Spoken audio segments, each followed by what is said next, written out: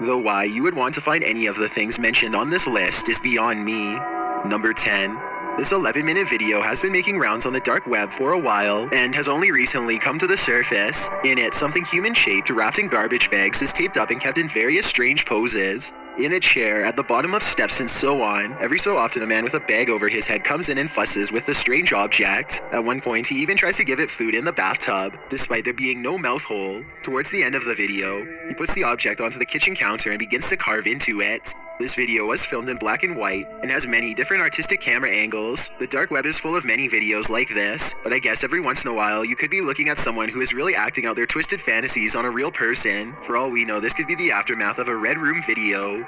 Number 9. A YouTuber named Surviving Life finds a dark web subforum dedicated to the most disturbing content imaginable. I can't even show you most of the thread titles, let alone what's in them. But I'll put it like this, the people here are looking for stuff that would easily get your door kicked in by the cops. After going through a few pages, Surviving Life comes across one thread in particular that easily tops them all. I want to buy a human infant. I will pay any price. I don't know exactly how this person expects to buy an infant, or how much a reasonable price is. Thankfully, Surviving Life does not click on the link to find out. I did notice it seems to have 14 replies though, which leaves me with a terrible sinking feeling inside. You might think all of these requests are fake, but apparently Surviving Life has seen versions of this website before.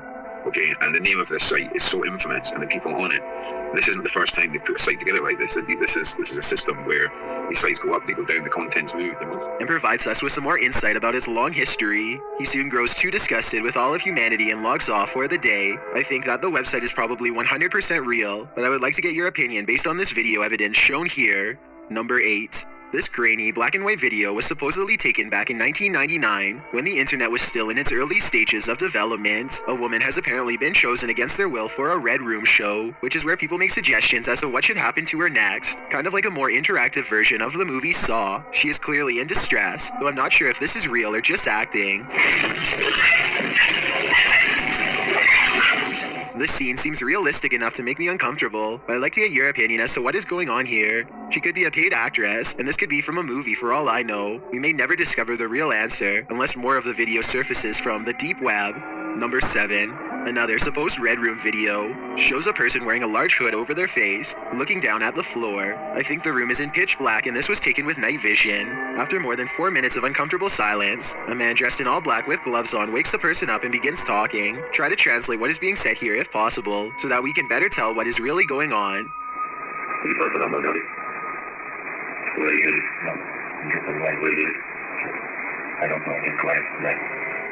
Whatever is said appears to send the hooded man into a great amount of distress. I notice that a voice changer is used, which makes me think this video could be real. After all, whoever is involved would want to go to great lengths to keep their identity concealed. I'm not sure what happened next, but based on the overall tone of this video, I doubt this person made it out of the room in one piece. Number 6.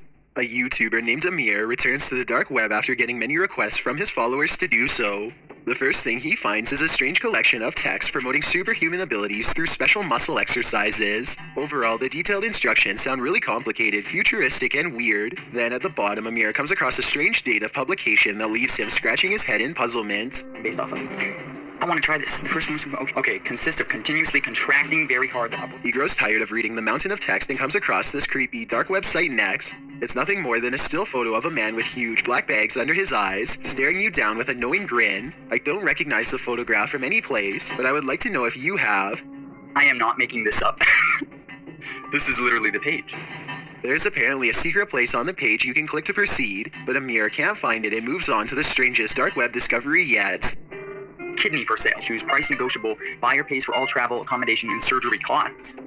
There are pages upon pages of organ donors looking to sell their guts for some quick cash. Based on the outrageous demand for organ donors and the long waiting list to get one, I have little doubt that this message board is real. The listings are quick, to the point, and highly detailed. Number 5. A YouTuber named IT Guru 360 is making a tutorial about how to access the dark web when he comes across a cryptic video that he has never seen before. Long strings of binary code fly under the watchful gaze of a floating skull face.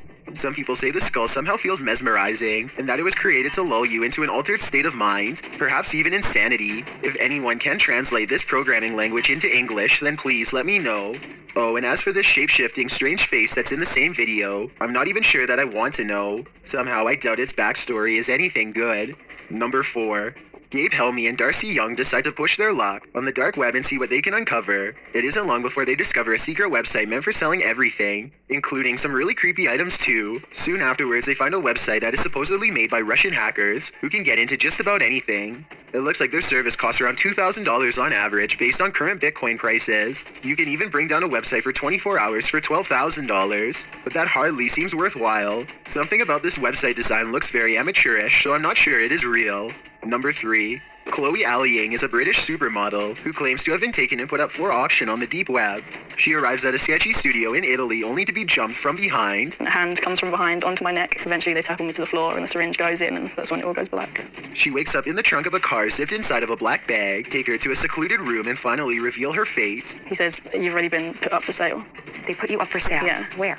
On the dark web. This is where the story gets kind of weird. She says that after 6 days, her captives did not want any money and felt bad, so they let her go.